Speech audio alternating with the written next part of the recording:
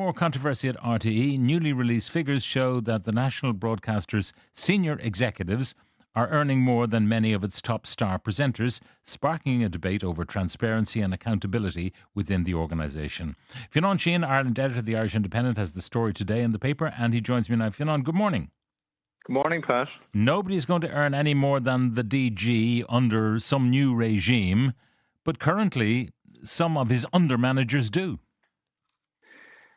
Yeah, it looks like this traditional debate about the RTE stars pay was a tad misleading because we weren't able to factor in what executives were being paid up until now. RTE embracing a new era of transparency. And suddenly we're discovering that list of top 10 earners within the organisation is in no way restricted to the star presenters. In fact, half of that list is made up by executives who are, obviously the senior management within the organisation. So I suppose in the post-Ryan Tubridy scandal era, the rule book is being rewritten. We're now seeing these figures on management salaries for the first time.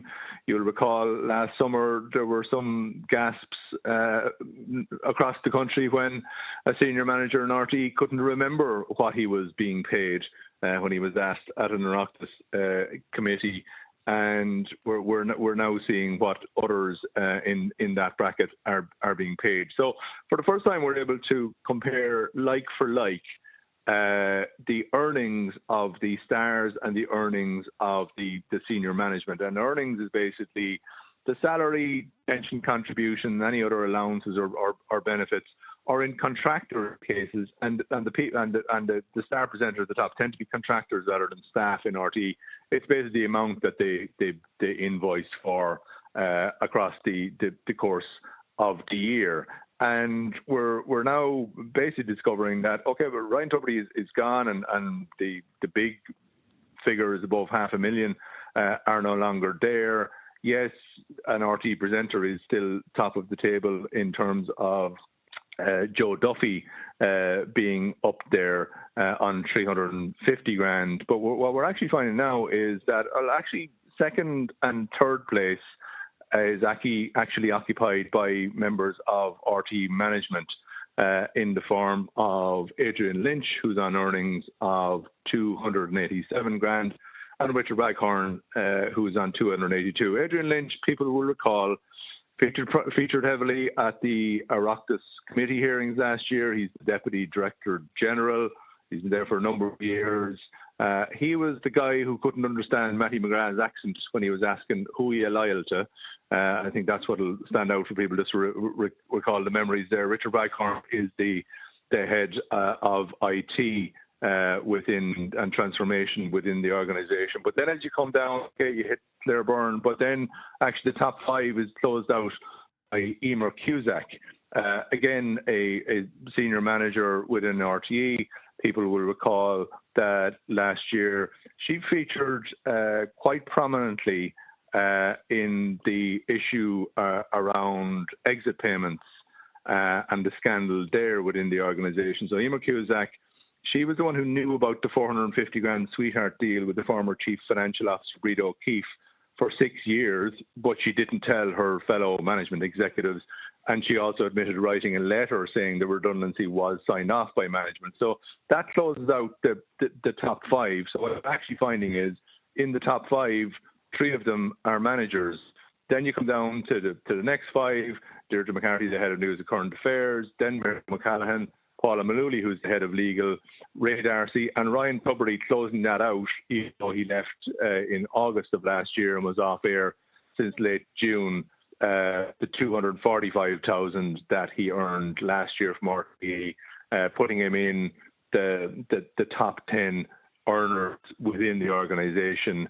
But that'll be the last time that he features on that list, and down significantly on the previous year when he was top of the table on 515,000. But that included the famous Renault payments, and that's where it all went wrong. Yeah, and of course it depends, I suppose, on what people do. If, for example, like Ryan, you were presenting the flagship Late Late Show, which was a massive earner for RTE, and doing a radio program, versus someone who's just doing maybe one television program a week, or perhaps a small radio series. So it's very difficult to compare like with like. Equally, it's very difficult to compare what a manager does compared to someone like Joe Duffy, who's audible every single day. His performance is monitored by the public. Managers are hard to monitor.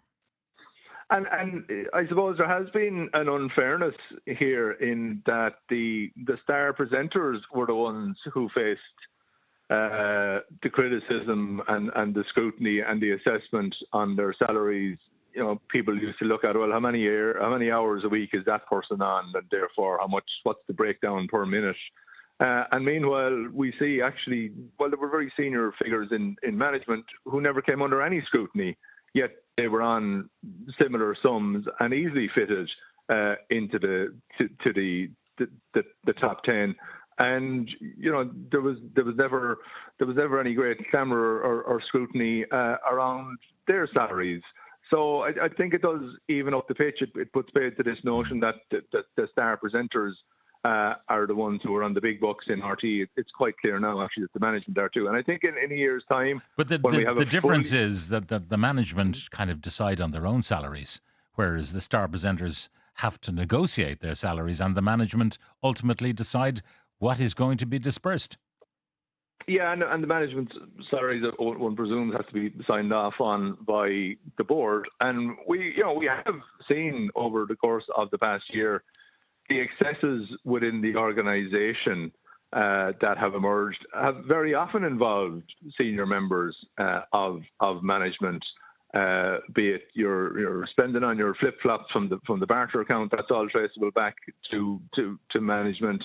The sweetheart deals that we saw on exit payments, that particularly applied to members of senior management, and the general lack of corporate governance that was in place in terms of the things like the signing off on Toy Show the Musical, the expenditure there without any official formal sanction from the board, although board members were well aware of it. So what we did see over the course of the past year, while it has, this was something that Ryan Tubridy himself pointed to. It's called the Ryan Tubridy payment scandal, but actually it's more the RTE payment scandal, and RTE management, certainly haven't really borne the full extent of the focus that perhaps the star names that were more familiar to people did.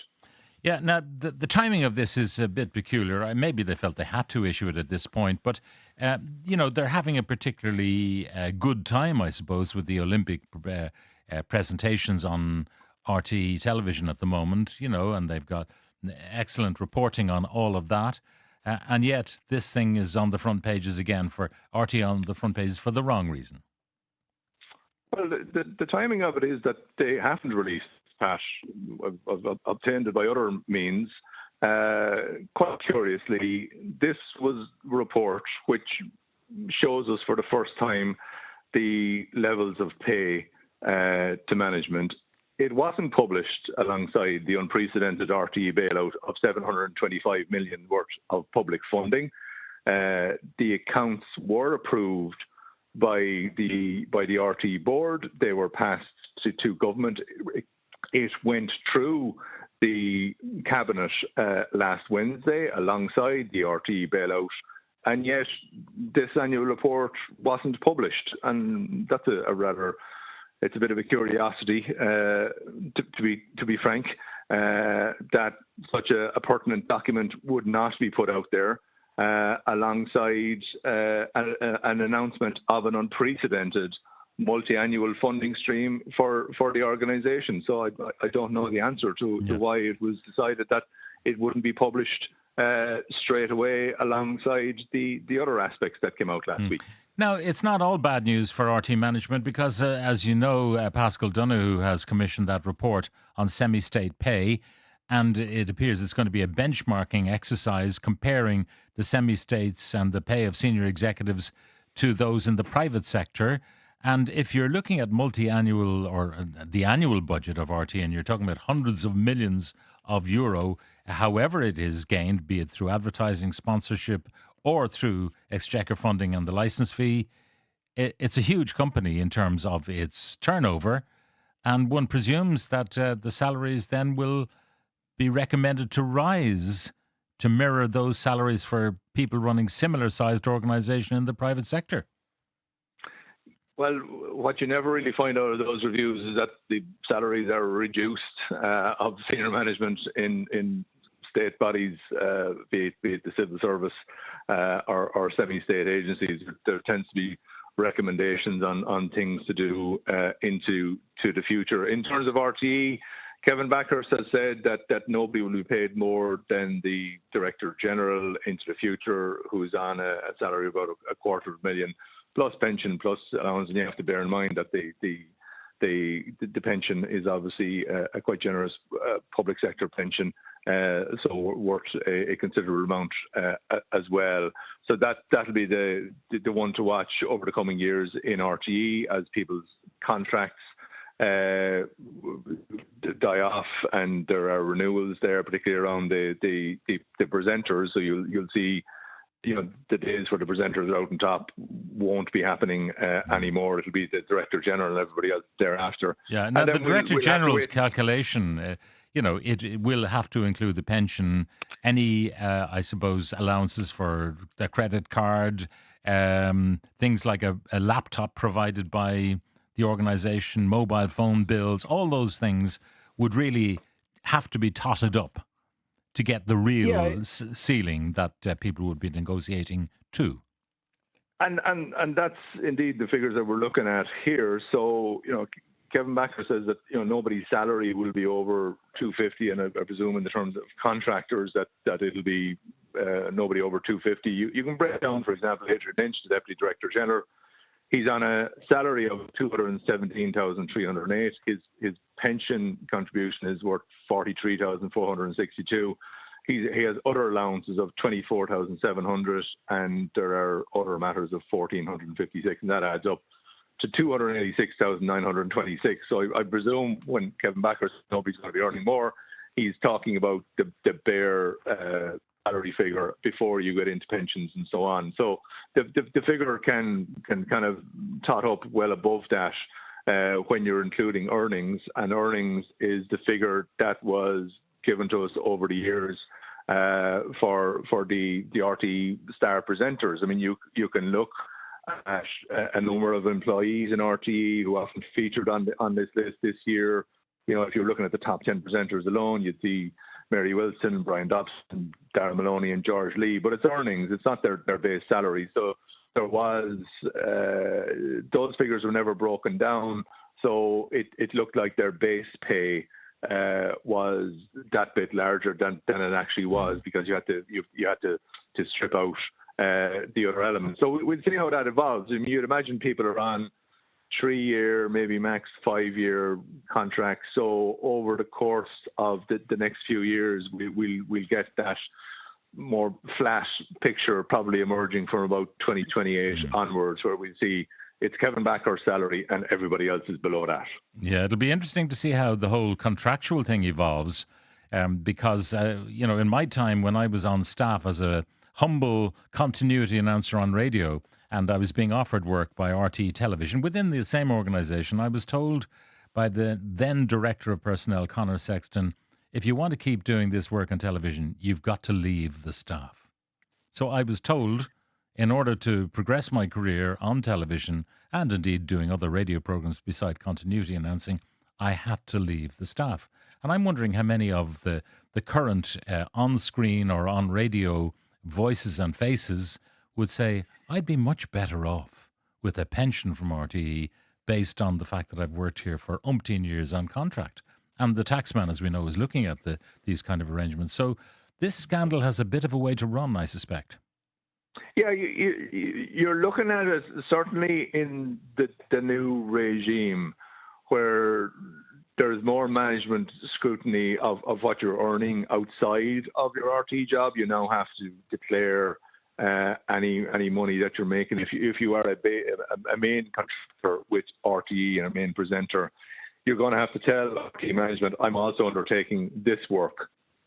And then you have to seek permission for that and make sure there is no conflict of interest. We learned yesterday that that information won't become public because the Data Protection Commissioner has intervened and said that this is personal information that can't be divulged, but nonetheless it has to be cleared with RT management. If into the future people will be better off just being members of staff, just signing up. So we're seeing that at the moment, the people who are in the top end of the presenters list, Joe Duffy, Claire Byrne, Mary McCallaghan, Ray Darcy, Ryan Tubridy and Brendan O'Connor, they're all contractors. So they are paid a lump sum out of which they have to pay, they sort out their own tax affairs, they have to pay their pension contributions, they have to pass on any fees to agents or anything like that. Whereas the staff who are in the organisation are, the PAYE, PRSI is all it's all found. The pension is the calculation has always been. Somebody in the top 10 told me this a number of years ago. You're better off in the longer run being on the staff because your pension contribution is worth that much more, and you're in a more secure pension pot. So if you're looking at the long term, so I think Kevin Backhurst has been fairly adamant in recent times that people haven't left the organisation because of the new rules that are coming into place. We had a raft of departures from 2FM just as new regulations were coming into place. They were saying it was not connected. He has also said that people have said to him, managers have said to him, it's going to be more difficult to hire people as a result of this. But they've basically said, in the wake of the Ryan Tubridy scandal and the other associated issues that arose over the course of the past year, that this is the route that they now have to go down. Right. And in return, that's why they get their $725 million public funding bailout from the taxpayer. Fionnan Sheahan, Ireland editor with the Irish Independent. Thank you very much for joining us.